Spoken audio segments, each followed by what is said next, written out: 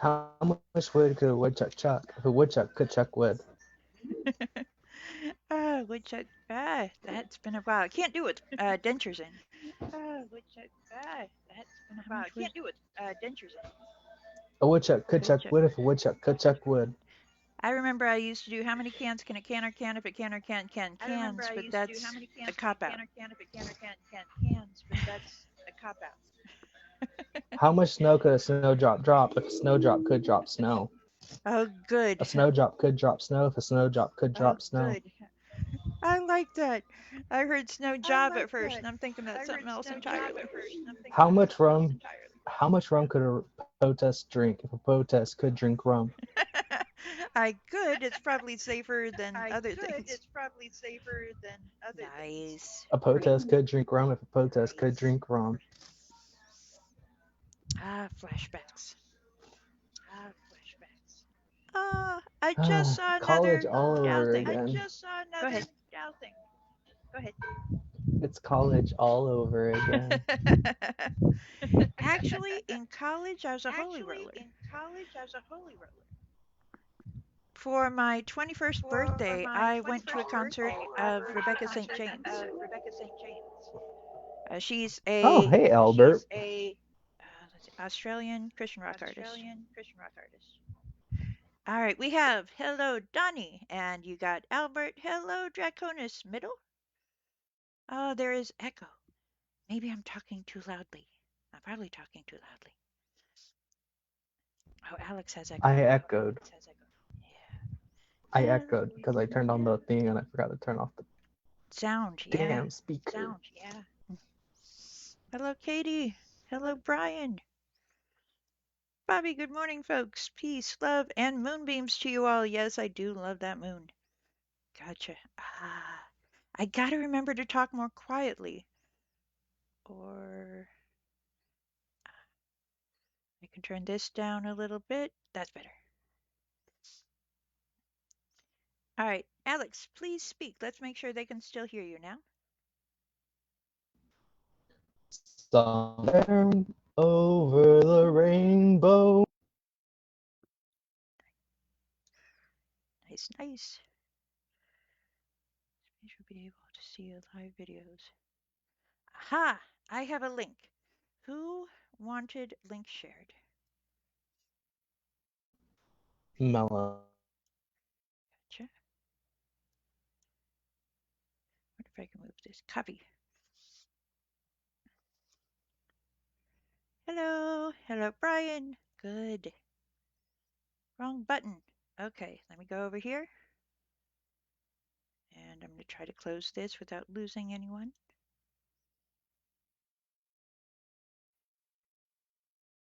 Views. We have the timer so that hopefully all the little whatnots get worked out.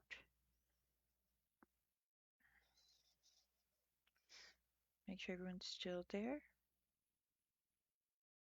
Yes. And Jewel also. Paste.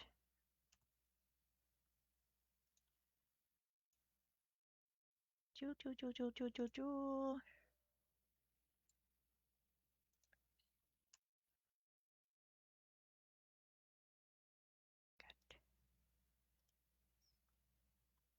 Good. Alex, are you still there? Lost audio on Alex.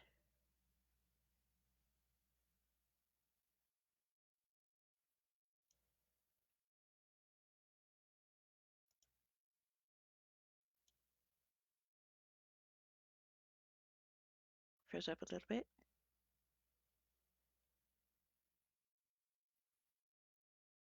Skies are blue. Good.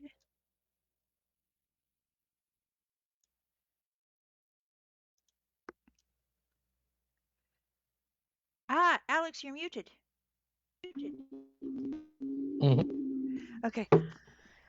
You gave Poe a heart attack.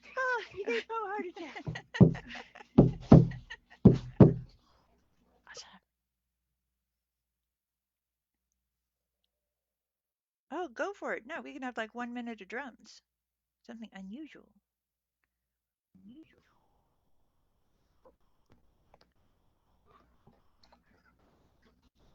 the one thing I always wanted to do is do a drumming ceremony where everybody gathers their drums all in one spot around a lake, I love bodies of water. all That's the way all the way around the lake, and then everybody all at the same time, just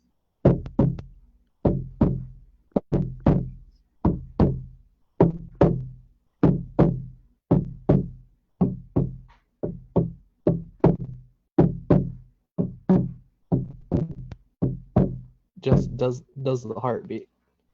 that'd be incredible. Now, wouldn't there be reverberation off of the water? Hmm. Good. All the drumming around would vibrate the water, pulsating it, and then the essence of the drums, the sound, the air, the water, the skies and things like that will vibe with that energy of that heartbeat, Hmm. and then pass into the surrounding nature, which will then link to that same beat, and then the energy will just pulsate from there. So yeah, that'd be fantastic. I have a drum, and if it's that slow, I might actually be able to keep up. Donnie says, "Hey, Alex," and he's eating gushers. Oh, it's not letting me scroll up. I missed a long comment. Oh. All right, so formal thing again. My name is Suzanne. You can call me Zan. It's also POETESS. You can call me Poe. This is the live Poe show. Today we are interviewing the infamous, the brilliant, the I am what I am, Alex. He has a variety of things to share, and oh my goodness, that's why it's interview format. Anyone who saw him last time he was on my show knows too much information. So, the only outside comment, Melanie, only outside comment I'm going to make is that the Poe Show is neutral ground. It is a safe haven. It is a drama free zone. It is my show. Those are the rules. So, uh, in terms of interview, first, let's see any comments there. Ah, so Albert, is the echo on me? Is the echo on Alex or both? There is an echo on your feed on my video. Uh-oh. Okay, so that's muted. Yeah. Let me go here. I will talk more quietly. Everything else for me is muted. Let me minimize this. No, I shouldn't, because then I'll lose it. So, whoosh. Still an echo. Okay. Well, my part's not that important. Haha. So, first question. Hmm. Actually, two-part. It's on me. Oh no. I had myself muted. Ah. All right. So Alex, what is your tribe? What is your role in the tribe?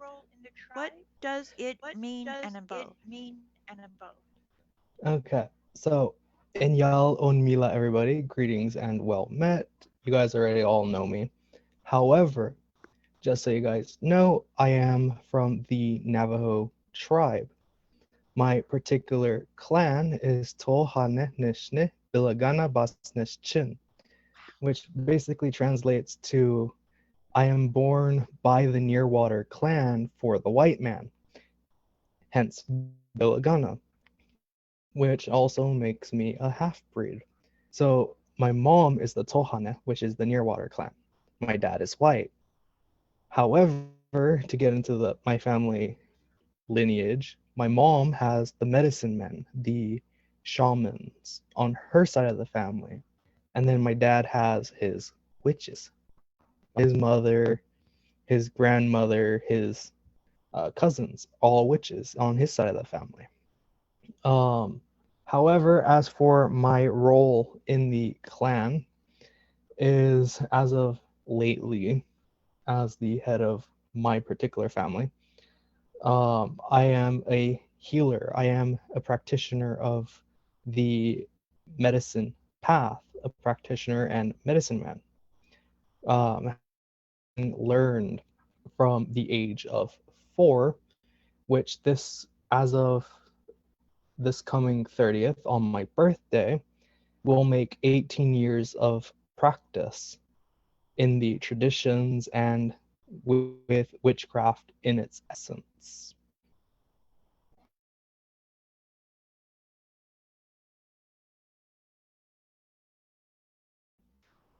You're muted, Poe.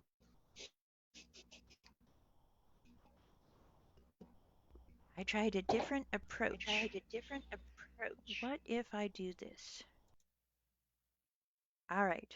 I'm going to keep trying things. Usually it's on the other. All right. What spiritualities or traditions do you follow and why?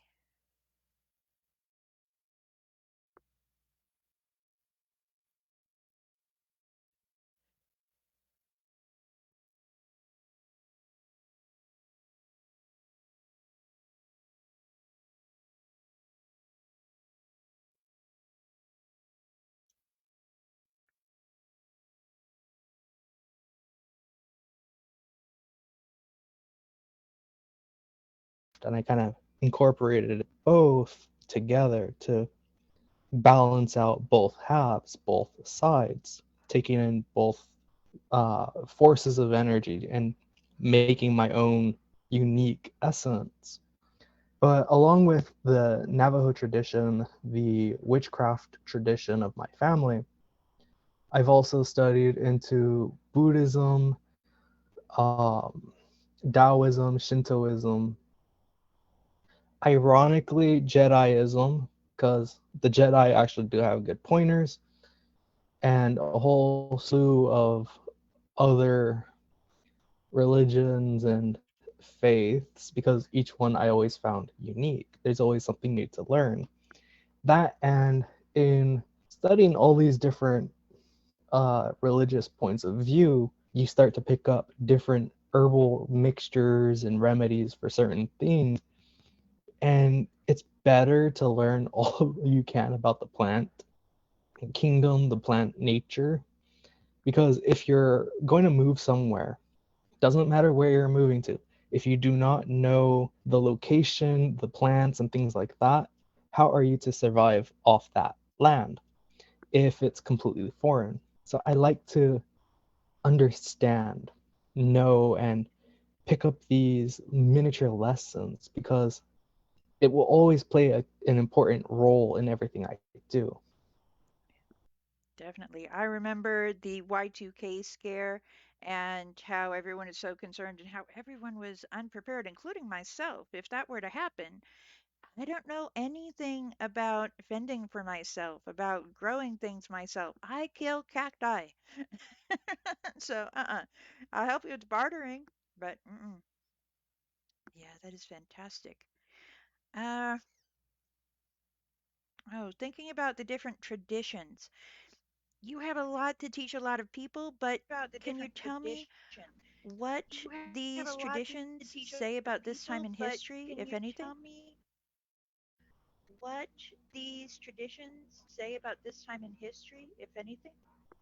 So, in the traditional aspect, we don't necessarily have in the Navajo tradition a particular end time, which is funny because we do talk about how sooner or later the holy people will return.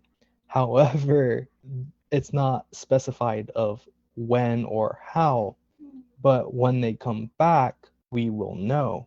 However, I've noticed a lot of people claiming to be holy people, and they are all claiming to come from a different direction from what the holy people originally said they would return from. So, as of late, we're not paying attention to when the end time is because it's all supposed to be focused in the current moment rather than fearing some destined future at all, which in that particular essence, it's the same as living the path of Wu Wei, of doing nothing. Why worry about what is to come when all of our problems is in the here and now? Why try to change something which hasn't happened? And if we take that approach of trying to change something before it happens, we'll end up running into that same fate because we tried going against it. So there is no point to trying to stop it and just let it be, because once you start to force things, things force themselves back.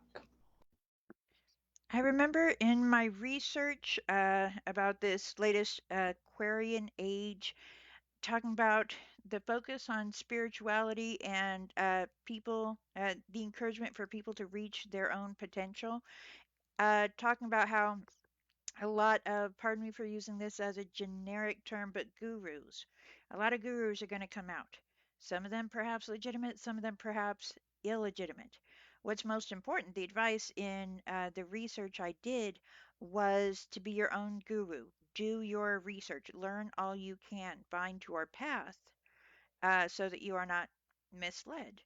There have been times that my personal hubris has gotten in the way, and now at this point, I don't relish in my ignorance, but I relish in the learning. Is that right?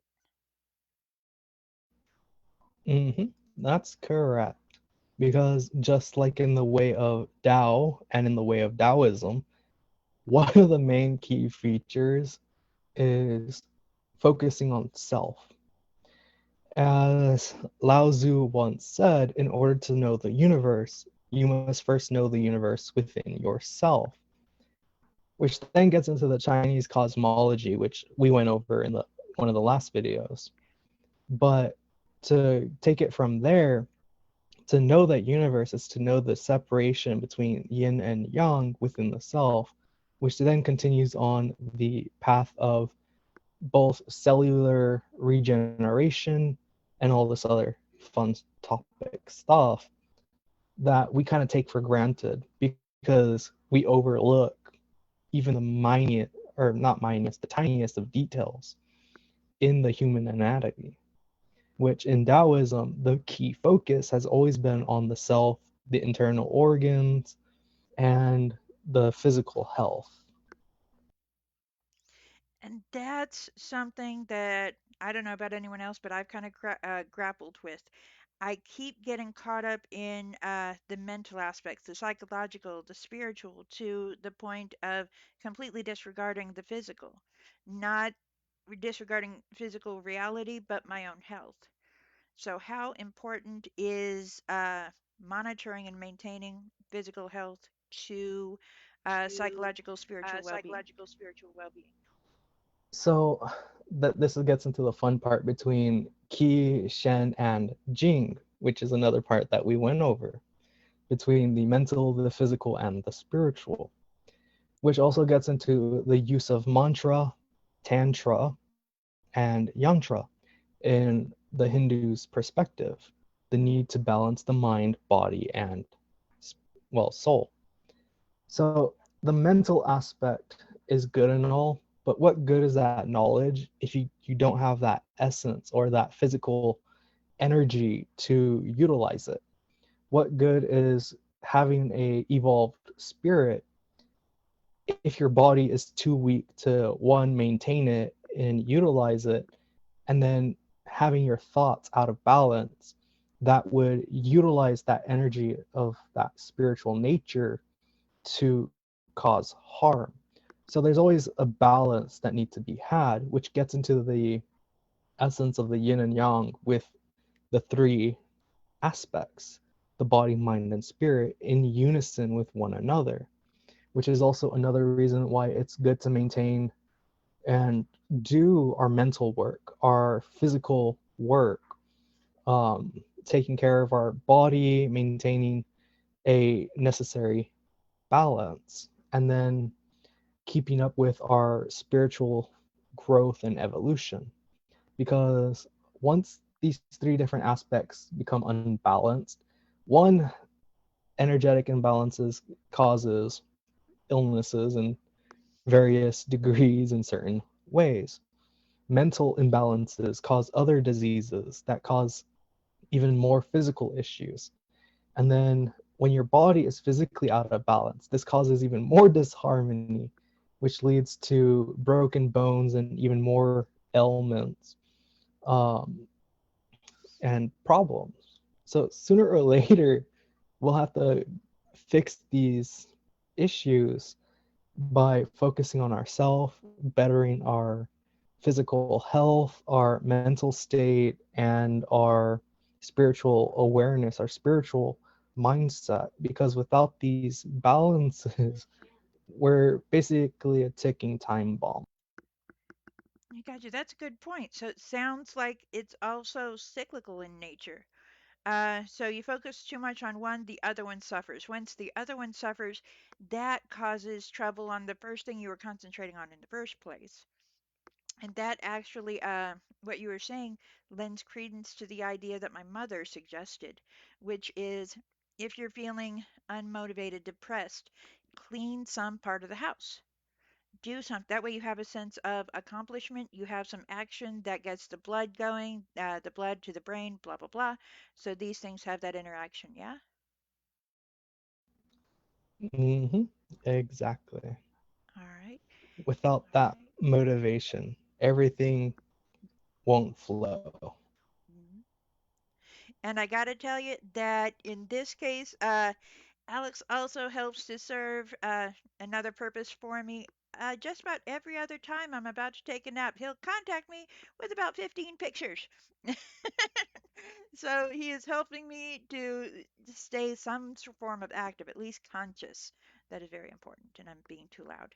Um, that'd be an extreme left turn here.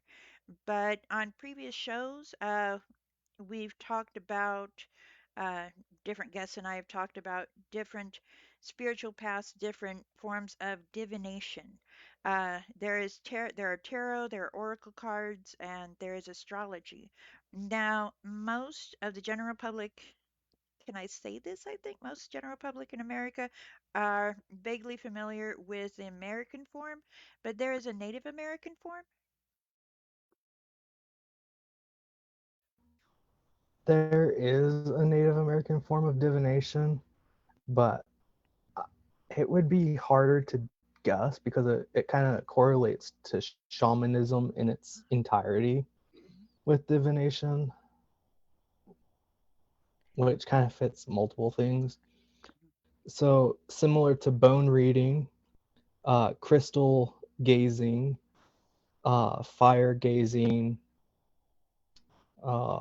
water gazing, water mirrors, reading smoke, even reading the stars and how certain stars are dimmer than others and how the stars play their part. Um, Sometimes the stars tell things that are yet to come, things that are, things that were. And in Navajo history, one of our main lessons is how the stars came to be and how all of our um, not necessarily stories, but like our natural laws are written in the stars. So that way they could never be forgotten unless the stories and the teachings weren't passed on. Because if they were to etch it into stone, it would be eroded away by wind and air and water. If they wrote it on hide or painted it, it would get lost and forgotten. So, what better way than to put it in the heavens, in the stars, where it will be seen every night in its entirety, in its glory. Yeah. I'm reminded of some videos I saw after elementary school. Elementary school, of course, teaching these little bitty things that are overgeneralized, and learning about the settlers and forcing people into what Indo-European schools and that sort of education, and the attempt to wipe out those stories. So having them in the stars, having them in uh, a kind of communication within the tribe that outsiders don't understand. Yeah? Yeah, there's some stories that shouldn't be shared Oh, yeah. in the traditions Yeah. because it's more like a personal tribal thing. Oh, yeah. But a lot of the stories can be shared and given out because for me personally anyways, the stories play a key role for everyone, not just the one tribe. Hmm. I loved learning bits and pieces about this because there are, it's like there are their own archetypes in there too. And I found that just fascinating.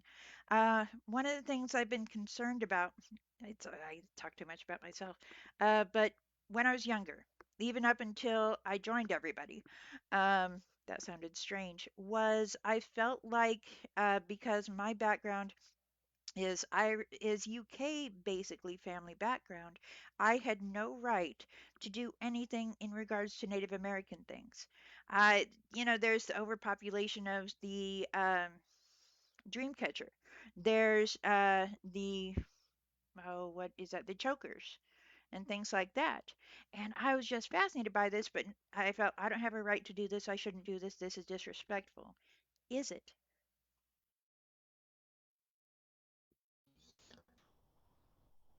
It is and it isn't. It just really depends on who you're asking. For one, in the Navajo tradition, we don't have a dream catchers per se because that's not our way, but we do have stories of spiders and Spider Woman and the Web Weavers, but we don't have dream catchers. So for us, that doesn't have a particular part in our stories and our traditions because all of ours are rugs and woven into tapestries. But when it comes to the chokers and things like that, there's a I would hesitantly say that there's a spiritual purpose to it. But again, anybody can utilize whatever they need because just like shamanism, especially in Siberia, what you have in the natural world is what you would use to make talismans and jewelry and things like that. Again, that is for everyone, not just any particular tribe or people. But when it comes to the Navajo and our turquoise, we make it in a way that is specific because it has a spiritual meaning, a purpose behind it, which reminds us of both where we come from and then what we should be looking forward to. Huh. So, whether or not it's appropriation or not really just depends on who you're asking. Some people can take it more offensive than others, and others not so much. Just depends on who knows the histories. And that was just it. I remember the person who pointed this out to me had a bachelor's degree in American history. But again, it's how it's presented in that particular university that may affect her reaction to it, yeah? So maybe. Now, for those. Mm-hmm. And Oh, go ahead. to answer Richard's question on the cross link between the shamanism and the witches side of things, there is actually a very nondescript line between the two because again both utilizes a form of magic and they borderline cross between each other. So again, I work with two different sets of elements. So I have the Western one, which again gets into the traditional medicine wheel, fire to the east, water to the south, earth to the west, air to the north in the traditional medicine wheel, which again, fire, water, earth, and air, light and darkness, light above, dark below. But I also work with the Taoist philosophy and with the feng shui energies of the five elements, which are fire, earth, metal, water, and wood, which for a fun fact is what each of my rings represent. So I have water, fire, metal, wood, and earth, which incorporates to each one of my rings. So if I need to, I will connect with one of these two essences. So let's say if I'm doing a specific form of healing, especially when it comes to the four body system, I would utilize the essence of the medicine wheel because that is what it is geared towards. The East holds the mental aspect, the South contains the emotional, the West contains the physical, the North, the spiritual. If I need to balance out certain inharmonies, I would go towards the Eastern esoteric elements of wood, fire, earth, metal, water, and utilize the feng shui aspects of balancing internal elements, which then gets into the use of the I Ching or the Tao Te Ching, the Book of Changes, to understand both the self and the physical universe. And again, there's a lot of other things that I utilize that incorporates almost every walk of life in my ways of understanding. Real quick question, and then Richard has another question. Oh yes. You mentioned those elements. I'm thinking of Chinese zodiac. So you have the animals, and then what were the subsections? So when it comes to the um, when it comes to the Bagwai, we have the eight foundational elements: heaven, earth, lake, water, fire, thunder, lightning, Yes, yes, yes. those things of the trigrams. Well, once those trigrams start to be used to form in the Tao Te Ching, they create the 64 hexagrams, which then incorporate various other meanings for different aspects of life.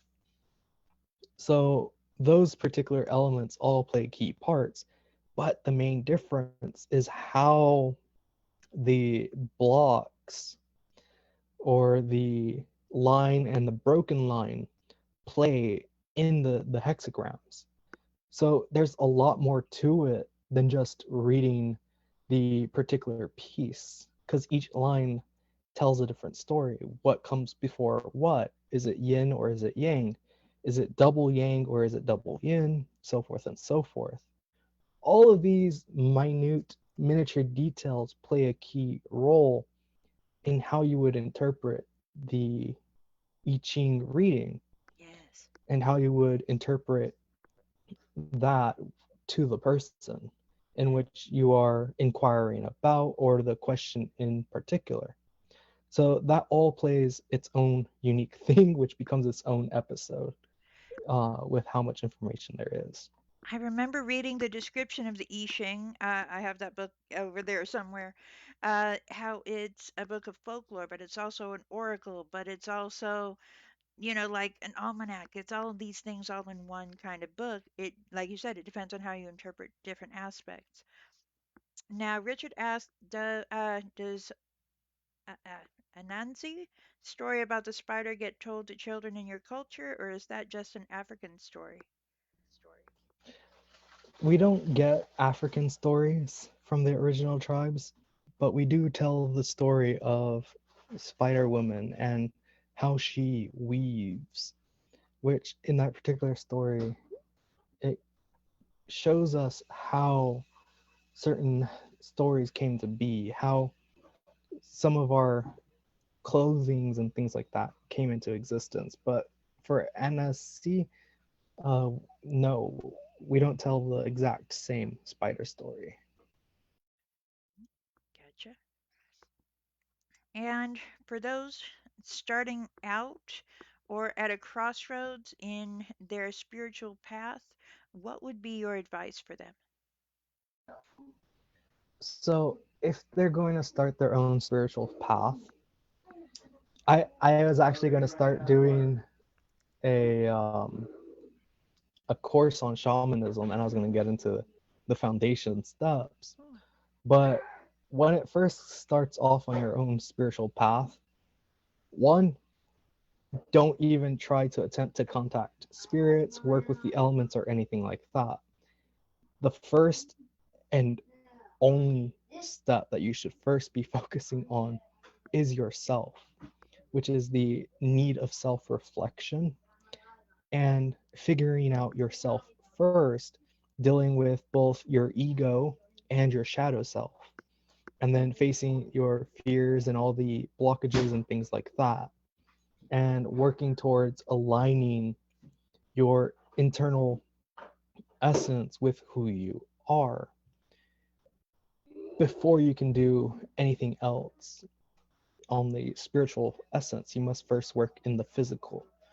Understanding your physical needs and all that has to come first, because you can't just jump into the spiritual, which is in essence the essence of air or the aether, which requires grounding and that physical nature to hold it, so that way you don't get swept aloft and fall into what some people would consider insanity. Yeah, you just reminded of the grounding. Ah, what was it they say that I do? Like sympathetic? Oh, I don't remember. Relational. But yeah, I totally forgot about doing the grounding. But with all of this stuff, all of these claims, all of these ideas that I'm facing, I know with my psychological training, I need to work on myself. Biggest thing, so that I am not swayed by this and by that. And so that I have a better understanding, okay, this is where my spirituality is, so therefore this is my path instead of being assigned. All right. That is fantastic. Now, you had another topic you wanted to discuss today also. Yeah, I wanted to talk about Wu Wei, which would be an interesting topic.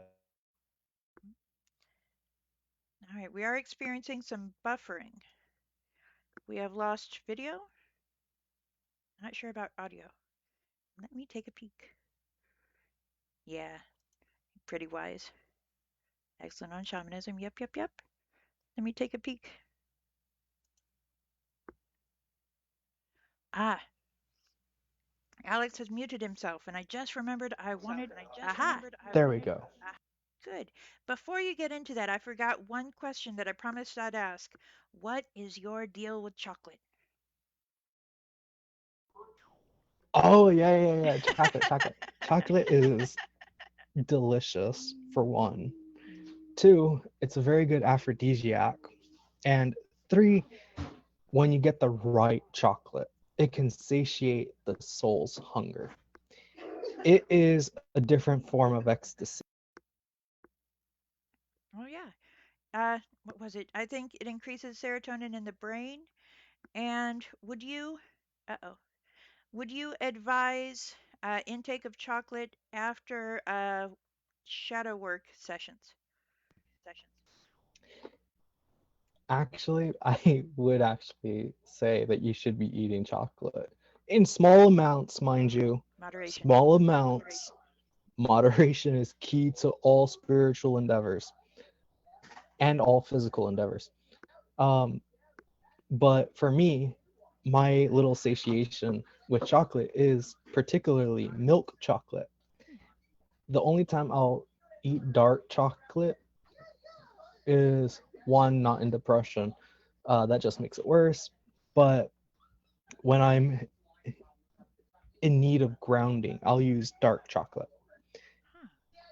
The reason why you don't eat dark chocolate while you're depressed is because then it leads to that need to eat deep dark chocolate to satiate your depression. Association. Yeah. Milk chocolate is a right in Mm.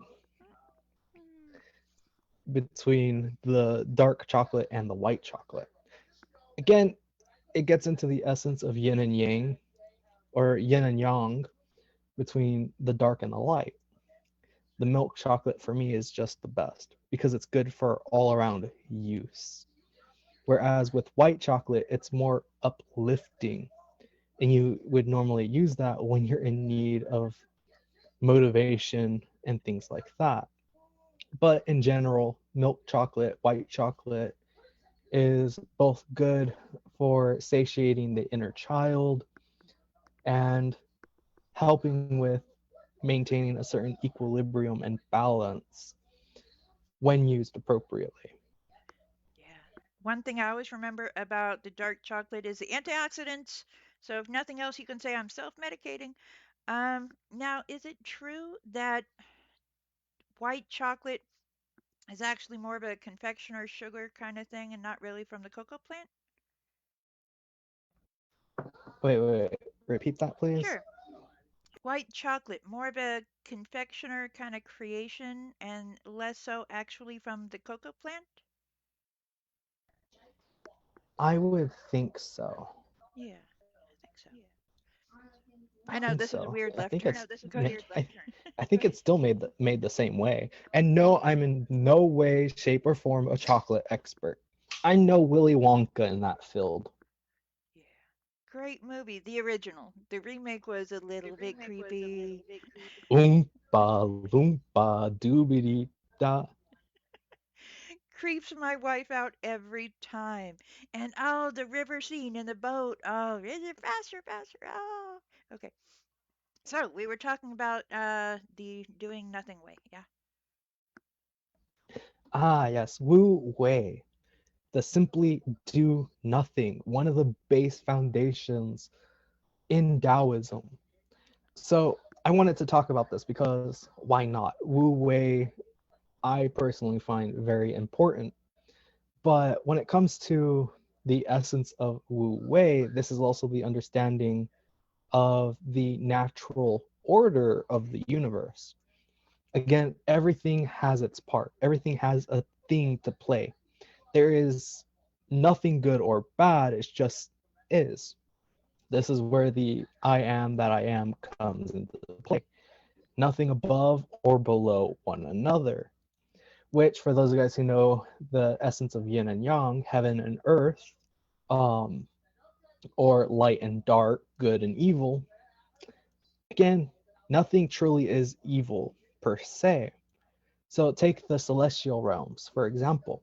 And no, I'm not going to explain the nine heavens of Chinese philosophy, even though they all have their own parts to play. And yes, this does play a part into the essence of Wu Wei, because in order to understand that, you must first understand the orders of the heavens and the earth. So everything in heaven is made accordingly. There is a part to play in all things. This is the same for the celestial beings, the immortals, and those of the underworld, or what we would consider hell, the demons, if you will, who we see as evil, negative, and just pure murder type of beings. Well, everything has its part. Nobody is above another, not even the celestials. Even though Huan Di, or in this case, Tian Yi, the Imperial Jade Emperor, who oversees all of heaven, is the emperor of all things, he still has his counterpart in the underworld who oversees all things beneath the earth. So, in this particular essence, everybody plays a key pivotal role to maintaining this balance between yin and yang, or yin and yang. And how does the earth play in that balance? Well, fun part is yin and yang, when brought in harmony, create the earth. Heaven, earth, and man are the three primal essences of creation, because it takes the essence of yang and the essence of yin combined to make the human being. Humans are born of the mother's womb, which is the earth, whereas it takes the seed of yang, the man, to make the child in the womb of the mother in yin, thus balancing both yin and yang to make the human being. Again, we have our place to play in that same balance. However, due to free will, we can choose to be pure yin or pure yang, but we also have the essence of one and the other mished and mashed together, which then allows us to create our own yin essence, our own yang essence, which leads into the need for internal alchemy, which leads into the earlier topic of balancing the mind, body, and spirit. Again, this also plays into Wu Wei because Wu Wei is simply doing nothing. Again, going with a natural flow, not forcing your will over creation and allowing it to do what it needs to, what you need to do. Again, doing nothing in this particular case isn't necessarily being lazy, but it's allowing things to happen in their own time instead of kind of forcing and going against the flow of the river. You're flowing with it and you're allowing it to go with what you're doing, which is the essence of Tai Chi or Tai Chi, the natural movements. Instead of forcing your way through, you're relaxed. And like bamboo, you're flowing in the wind rather than against it. So the importance is to just do nothing. Just do the bare minimum of what you want to accomplish and just stick to the importance, stick to your responsibilities. Don't overexert your energy or do things that are unnecessary in the moment. If that makes sense to everybody. Jewel asks, how do you spell Wu Wei?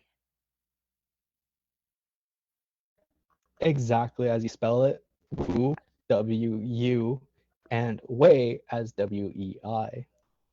Excellent. Let me see. Richard says, one person's heaven is another person's hell. It's about making it personal to yourself as well as rituals and practices you read about. By making it personal to yourself and to your understanding, it can be more powerful. Would you agree? This brings up a great point because I I literally was talking to Liana about this earlier today. I sent her a video on it where in the natural state there is no such thing as religion. There is no such thing as rituals or formalities or anything. None of those things are important. Anything that the human mind thinks up is enacting our will upon creation. To understand Tao, to understand the way, is to not to understand it, to just simply fill it and allow it to be. Because the moment that you start to try to understand it, you'll get further and further away from what the Tao actually is. Which is why in the shamanic teachings that I like to do, it's all self work, and I just give you guys the tools and things like that to do it. I'll give you a lot of tools. Um, Go ahead. another way of another way of Wu Wei. Another aspect of Wu Wei would be considered in shamanism the essence of the hollow bone, allowing you to become an empty vessel, to bring in that cosmic energy and allow it to flow through you and do the necessary work, which is similar to how one would do a Reiki healing session, is that you're being that conduit for that Reiki energy, that universal life energy for that said healing over that said recipient. You're not using your own personal energy or anything like that, but being an empty vessel and conduit for that energy to flow where it is most needed. It's the exact same thing with Wu Wei. You're just being present. nothing more, nothing less. Okay, makes a lot of sense. I can do nothing. I have no problem with that. I frequently do nothing. Um, and then there's the inherent contradictions, how in these traditions they value the contradictions and detachment. Is that right? Yes. Funny thing enough, Tao doesn't necessarily contradict itself, even though it does from time to time. Um, one way in Tao, it talks about detachment and why we should detach. But then other times it talks about having the unconditional love, this particular form of attachment. And then it has you wondering, is this attachment really good or not? Which gets even funnier because yes, attachments are good, but attaching to the wrong forms of emotion is what leads to our own self destruction. If we fall into these negative patterns, it causes more damage. Which also brings up another fun quote for you guys. And I think it was either Confucius or Lao Tzu, which is the thinking. What was it? I said it earlier. Oh, it's a quiz. I fail. You said a lot of things earlier. I think I said, what was it? Now I can't remember it. How did you? Thinking without knowledge is useless, but knowledge with or thinking without education is more dangerous. There we go. It just clicked. For some apparent reason it wasn't clicking. But yeah, thinking without knowledge is useless, whereas thinking without education is the most dangerous of all. Again, what this means when you think and all of that, it becomes useless. Thinking without doing anything leads to wasteful energy, wasteful thoughts. Whereas thinking without knowledge, which a lot of people tend to do, becomes more dangerous because without having that exact information and then passing that, not necessarily fake or false information, but lack of pieces causes more damage as it takes away from what it was actually trying to teach, which then causes more damage because then there are more people who, one, don't know what the hell they're doing, and two, could either harm themselves or those around them and those they're trying to help in the worst way possible, Mhm. which also leads into the reasons behind morals and ethics, dharma, karma, um, dogma, and things like that. Again, those are all unnecessary things when you practice and you try to live the art of Wu Wei. Everything else becomes unimportant. But it plays a key role to who you should be teaching it to and who you should not. Again, this gets into the mysticism aspect and why knowledge must be contained to a certain group and why it should not be given out freely. Because sooner or later, all that knowledge is either going to be taken for granted, used for the wrong reasons, or lead to some disastrous essence later down the road by being taught to the wrong person. And as it said, it only takes one person to destroy the world, but it takes everybody to work together to mend it. It reminds me of, I think it's a biblical thing, pearls to swine. Hmm. That's why I enjoy having people like you on the show, why I invite people on the show, because there's a lot I do not know, and I will point that out. I will share that which I know, But beyond that, I don't know because one of my concerns is it's very easy today to get licensure as a life coach.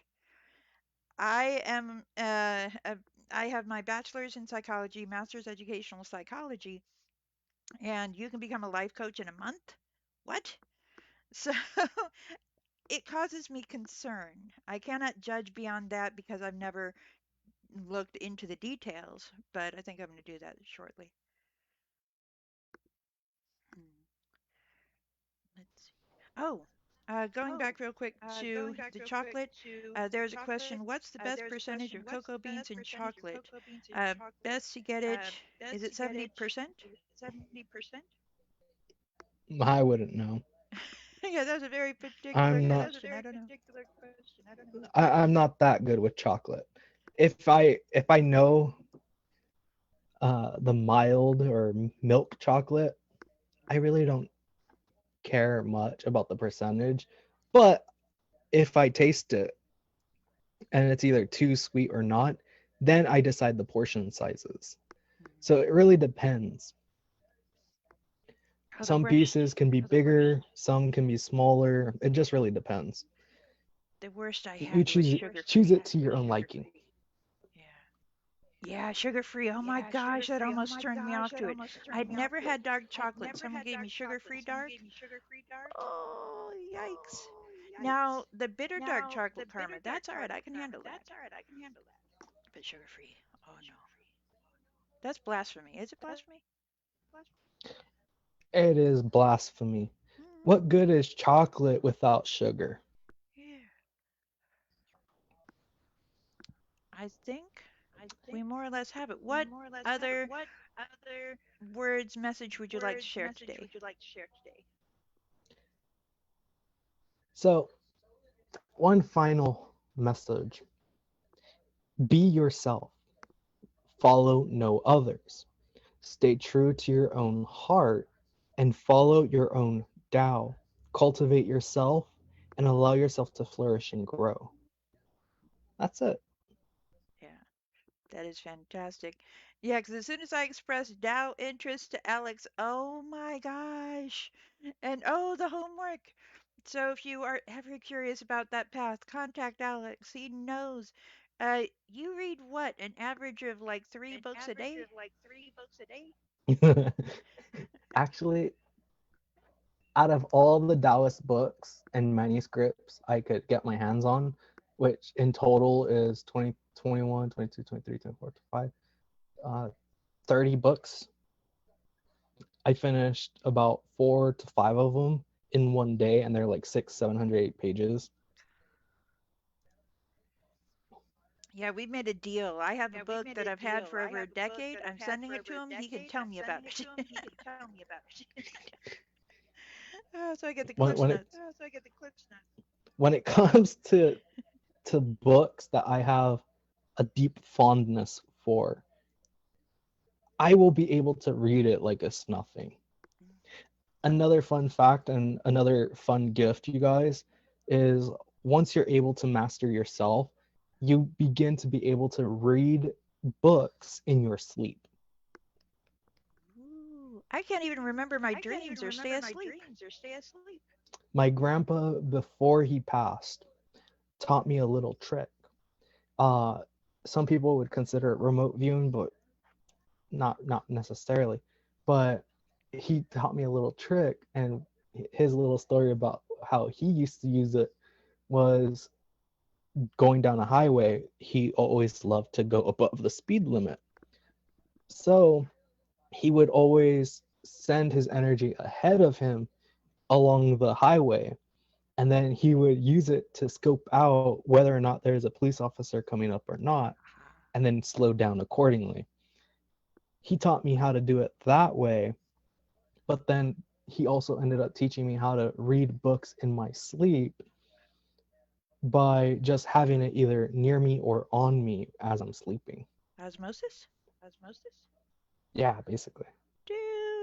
Oh, Of absorbing the energy and the essence of the book with all its knowledge. For those of us who do not know, in Taoism, everything has a breath. Everything has an essence. And some of the older books contain a lot of spirit, a lot of energy to it.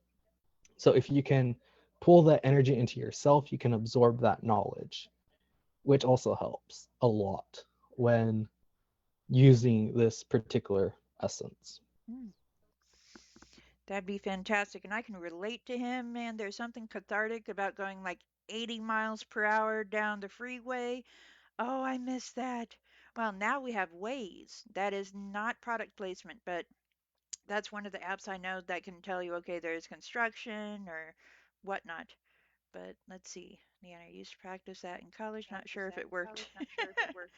Ah, and David says, I love dark. 88% is about right. Good to know. Yeah. Uh, Karma says, I would love to read these. What should I start with? What do you really want to read? That's the question. Out of every book I know, you kind of need to um, specify because I know way too many books. Way too damn many. Mine are mostly entertainment. If you want something on conspiracy theory and quantum psychology, I suggest Robert Anton Wilson, but that's kind of my area. Yeah. Just real quick. Oh, oh, hold on. Oh, I might lose this one. Richard says, I like Einstein's quote, science without religion is lame, religion without science is blind. Alex, how much does science play in your culture? Ironically, their science and mystery doesn't play any pivotal role, to be honest, because no need for it. If you try to understand it, you lose the meaning behind it. But it's all about feeling. Originally, when it came to cooking, no such thing as recipes, no such thing as particular measurements. Just like any Mexican family, if you know how to make your guacamole, you make it a specific way and a specific number. It just comes naturally. It's the exact same way, especially with spirituality. If it feels right to you and it works just fine for you, then so be it. Again, there is no need for science. We just knew. That's it. Nothing to it. Just was. Also, for those guys who are wondering what the hell the Teespring shop is for the Aquarian Dragon Den, that is actually my merch shop for those guys who are interested in some of the shirts. I do have shirts specifically for my Unity aspect, which is my rainbow design with the white sun and the bear paw, which my main clan animal is the bear. So it utilizes that with the chakras and the white sun to represent purity and strength and togetherness and bringing everybody together in happiness, peace, and harmony. I also have other favorites, especially the STDs shirt, which is spiritually transmitted demons, which is my own personal favorite. And then I have one for love and magic, and a few other fun stuff in there. I got you. Good, good. Now, Karma says spiritual books. I guess I like to get into Dharma. Don't know if I'm making any sense. Ah, uh, if you want to learn about Dharma and karma, you would have to read into Buddhism. The only book on Buddhism that I do have is actually on Tibetan Buddhism, by one of the lamas. Sure. I forgot what his name was. I have it put up because I read through the entire book already. And just so you guys know, once I'm done with the book and I've learned all I need, I'll put the book up and I'll take it off my shelf if I don't need it. So you'll need a book by Tibetan Buddhism, and I'll probably find that for you a little later. Excellent, excellent. Yeah, probably see about messaging. That'd be no problem. Richard asks, No, no, Richard, I don't. yeah, yeah, I was gonna say that's Arizona, right? Yeah. Awesome. All right. Oh, well, now I can ask that later. I was going to ask about any significance of the possum, but I think we discussed that before. Something about self-protection, maybe a little bit of sneakiness. Um, I was gonna say we could always tell a story, but nobody likes to hear stories. 129. Possum, possum, possum. While you look that up, it says here spiritual book Ah, worth reading. Jonathan Livingston Seagull, American author Richard Bach. Go ahead. possum, diversion. The prayer that goes with this particular spirit animal is opossum. Ooh, there I go again saying opossum. Possum roll over. Are you really dead? Or just playing possum? Was it something I said? Huh? I like it. Just because she said, I'll read you guys the story. Yay! It's a very good story. Ah, So, story time with Alex, everybody. Opossum. Spiritual word is diversion. Opossum's greatest form of protection is to play dead. In doing this, a possum confuses many a predator into believing that the game is over. Oftentimes, the confused rival walks away or looks the other direction for a moment, and opossum runs to safety. Possum medicine uses a great deal of strategy. If all else fails, possum plays dead. It was the ability to fight with its claws and teeth, but it rarely uses this form of protection. Instead, the supreme strategy of diversion is constantly employed when things get a little too hard to handle. Possum has developed an act that would deceive the Academy Awards in the animal or would receive an Academy Awards in the animal kingdom. The musk of the death scent is excreted at will, adding to the master play that sends enemies on many trails of confusion. If Possum has turned up in your cards, you are being asked to use strategy in some present situation. Rely upon your instincts for the best way out of a tight corner. If you have to pretend to be apathetic or unafraid, do it.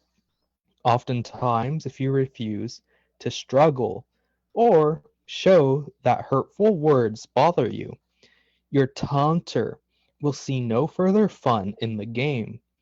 Warriors have used possum medicine for centuries, playing dead when the enemy needs or the enemy nears and outnumbers them. Then, in a flash, when the enemy is least expecting it, the war cry is heard. The fright of the serves or of this serves to further confuse the unsuspecting opposition. Victory is sweet when the strategy of one of mental as well as physical prowess. Possum may be relaying to you that you are to expect the unexpected and to be clever in achieving your victory. This could be a victory over a bothersome salesman or a nosy neighbor. In essence, Possum is beckoning you to use your brain, your sense of drama, and surprise to leap over some barrier to your progress. hmm, intriguing. I ask about that because a couple months ago I was doing some, I guess, sympathetic work And afterwards, I went outside to walk the dog. I never look up, but I looked up into my neighbor's tree, and there was a possum up there. Just and we kind of just stared at each other, and I was like, "Hey, I'm not going to bother you, but hello." So I had no idea. I have an understanding a little bit of fox and spider, crow, raven, but not possum. Appreciate that. All right. I do need to end this. I have a couple of things to do. I should probably make dinner, do the whole domestic thing. Alex, thank you very, very kindly for joining today. Everyone, I'm sorry about the technical difficulties, but it wouldn't be the post show without them. And one last, Richard always has questions. Alex, have you got your own spirit animal or do you use different ones for different reasons? Last. When it comes to shamanism, especially with me, yes, I have my own personal spirit animals, including the bear, the otter, the crow, the raven, and a whole slew of others. But when it comes to the pure essence, I utilize all animals, everything from the plant to the animal kingdoms, to the fish of the sea, to the birds of the sky, to even the creatures from the other side in my practice, in everything I do, because I'm not just a worker of the physical world, but the spiritual world as well. In essence, you would consider this as being a medium, but it's not medium shit. Even though I can teach to be a medium and speak with the dead, that's not my purpose. My purpose is to be that bridge between this world, the spirit world, and bringing in beneficial information from the spirit world to the physical, then helping those from the physical to understand the spiritual. This is the path and role of the elders who were supposed to be teaching these same lessons to the next generation to keep us in this state of knowledge, enlightenment, so that way we're not repeating the same mistakes, which in the past few hundred years, that's kind of all kind of went everywhere. 52 pickup is what it turned into. But yes, I do have many spirit animals. Um, but one other thing about that is spirit guides. They have one specific purpose, and that's it. Don't ever try to use your spirit guides for any other reason. They have only one task, and that's to help you, whether that be for a specific reason or not. That's all they have to do. Do not, and I repeat, do not make them do something else. Don't do it. Because this goes against the mandates of heaven. This goes against the natural order. Again, if we enforce and make them do what we want, that force has backlash. It has something to turn against us with. And trust me, it's not pretty. Mm-mm. But yeah, stick to the mandates. That is very, very helpful. So many people get their spirit animal tattoo and they don't understand spirit animal like me. So I'm not getting that tattoo. All right. Thank you once again. Thank you everyone for joining us. I hope everyone has a wonderful day. Be good to yourselves and each other.